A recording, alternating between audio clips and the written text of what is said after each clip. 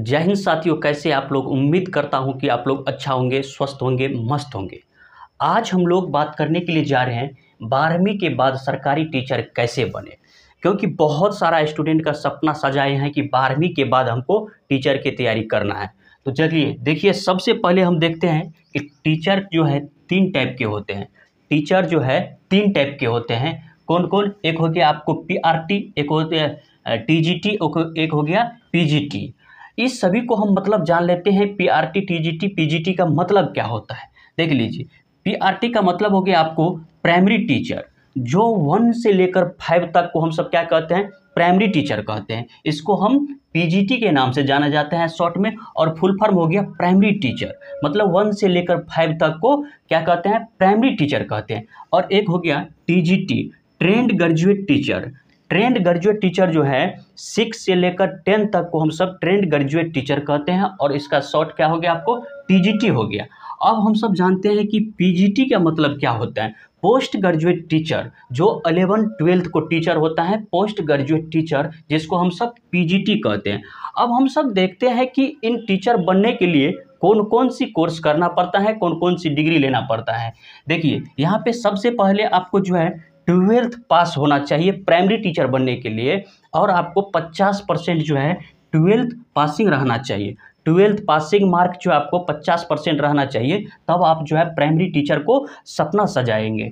और इसके बाद जो है दूसरा डीएलएड का एक कोर्स होता है, जिसको हम डीएलएड का फुल फॉर्म हो गया diploma in elementary education. Diploma in elementary education जो आपको 2 ईयर्स का कोर्स है।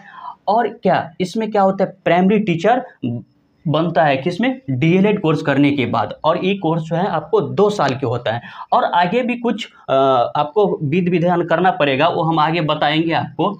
और टीजीटी टीचर मतलब ट्रेंड ग्रेजुएट टीचर में जो है आपको ग्रेजुएशन करना पड़ेगा, चाहे आपको बीए हो, एससी हो, चाहे आपको बीकॉम हो। और इसके बाद आपको बीएड भी करना पड़ेगा। इसमें क्या थे? डीएलएड थे, और इसमें क्या हो गया आपको? ग्रेजुएशन के बाद जो आपको क्या होता है? बीएड का कोर्स होता है, जो कोर्स कितने साल के होता है? 2 साल के कोर्स होता है। और इसमें भी आपको 50% जो है पासिंग नंबर जो आपको ग्रेजुएशन में होना चाहिए। चाहे आप ग्रेजुएशन किसी से भी किए, चाहे आप बीए किए हैं, चाहे बीएससी किए हैं, चाहे बीकॉम किए हैं, उसमें आपको क्या होगा? 50% नंबर जो आपको पासिंग मार्क रहना चाहिए। और इसके बाद जो आपको देखिए पोस्ट ग्रेजुएट टीचर बनने के लिए आपको कौन कौन सी कोर्स करना पड़ेगा। देखिए सबसे पहले तो आपको पोस्ट ग्रेजुएशन होना चाहिए। चाहे पोस्ट ग्रेजुएशन का मतलब हो गया, चाहे आपको एमए किए होंगे, चाहे आप एमएससी किए होंगे, चाहे आप एमकॉम किए होंगे, ये तीनों कोर्स किए होंगे, तभी आप जो है आप क्या करते हैं? 11-12 को टीचर बन सकते हैं।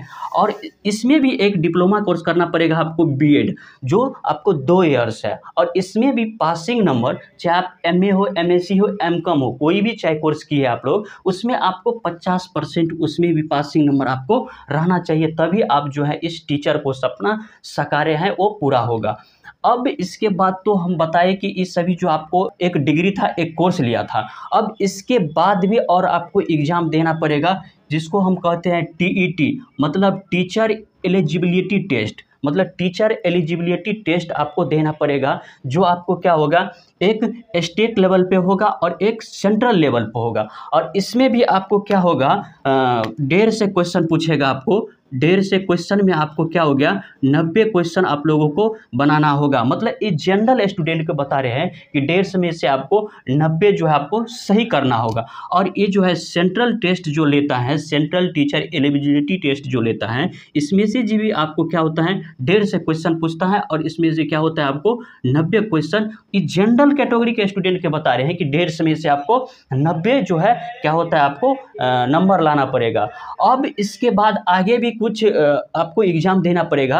ये क्वालिफाई इसलिए करते हैं कि आप जो है कॉलेज का स्टूडेंट है कि नहीं है, कि आप फर्जी कहीं से भी आप डिग्री लेकर डायरेक्ट आप क्या कहते हैं? टीचर बनना जा रहे हैं। तो इसीलिए आप लोगों को ये टेस्ट लेता है, टीचर एलिजिबिलिटी टेस्ट लेता है।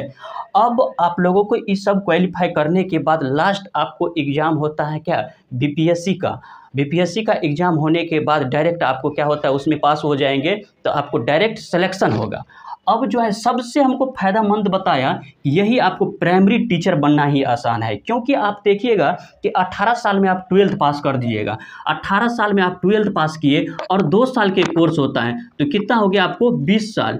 अब ये दोनों साल के अंदर भी आप क्या करते हैं, सीटेट क्वालिफाई कर सकते हैं, मतलब अपेयरिंग, यदि आपको डीएलएड कोर्स अपेयरिंग में भी है तो आप क्या करते हैं, सीटेट क्वालिफाई कर सकते हैं। और सीटेट क्वालिफाई करने के बाद जो है आप बीपीएससी की तैयारी कर सकते हैं। और हमको लग रहा है कि 21 साल के अंदर मैक्सिमम हो गया आपको, 21 साल के अंदर जो है आप क्या होता है प्राइमरी टीचर बन सकते हैं, क्योंकि इस कोर्स में जो है क्या होता है वैकेंसी भी इन सबों से दुगुना आता है। इसमें प्राइमरी टीचर बनने के लिए आपको क्या होता है वैकेंसी भी बहुत ज़्यादा आता है, और क्या होता है आपको 21 साल में आप लोग क्या प्राइमरी टीचर बन जाइएगा। आप तो सब आदमी तो ईगो पर समझ लिए कि सर हम तो प्राइमरी टीचर क्यों बने, हम पोस्ट ग्रेजुएट टीचर क्यों नहीं बने, हम ट्रेंड ग्रेजुएट टीचर क्यों नहीं बने। आपको इस पेरेंट पे हिसाब है कि आपको पेरेंट कितना टाइम दे रहा है आपको। यदि आप एक नॉर्मल फैमिली से बिलोंग करता है तो आपके लिए एक बेस्ट क्या हो गया, एक कोर्स आप कर लीजिएगा, आपको 100% 21 साल तक की जो आपको प्राथमिक शिक्षा जो है आप शिक्षक बन सकते हैं। तो चलिए यही था आप लोगों का जो बहुत सारे स्टूडेंट के मन में डाउट था कि सर 12वीं के बाद सरकारी टीचर कैसे बने। बहुत सारे स्टूडेंट जो है अपना सपना को सकारे थे कि 12वीं के बाद हम जो है टीचरे की तैयारी करना है, तो वही आप लोगों को सभी इस विधि विधान को करना पड़ेगा। इसके बाद जो है आप लोग क्या होगा टीचर बन सकते हैं। तो चलिए कल मिलते हैं आप लोगों को कुछ इंटरेस्टिंग वीडियो के साथ, तब तक के लिए इतना ही। जय हिंद।